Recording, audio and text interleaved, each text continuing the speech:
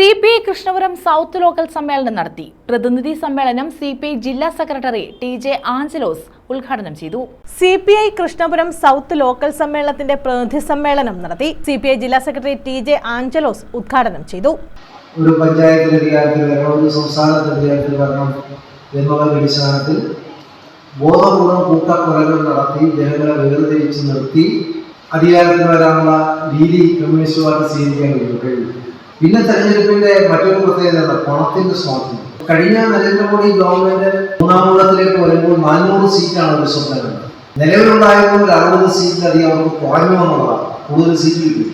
തെരഞ്ഞെടുപ്പ് കാലഘട്ടത്തിൽ പണത്തിന്റെ കുത്തൊഴുക്ക് ഉദ്ദേശിക്കുന്ന പോലെ വൈ റഷീദ്, സമീന ഷാനവാസ് എന്നിവരടങ്ങിയ പ്രസീഡിയം സമ്മേളനം നിയന്ത്രിച്ചു. അനൂപ് ചന്ദ്രൻ, R രഞ്ജിത്ത് എന്നിവർ മിനിറ്റ്സ് കമ്മിറ്റിയായും doctor Sreeraj, A Nisar, N Naseer എന്നിവർ പ്രമേയ കമ്മിറ്റിയായും പ്രവർത്തിച്ചു. മണ്ഡലം സെക്രട്ടറി N ശ്രീകുമാർ രാഷ്ട്രീയ റിപ്പോർട്ട് അവതരിപ്പിച്ചു.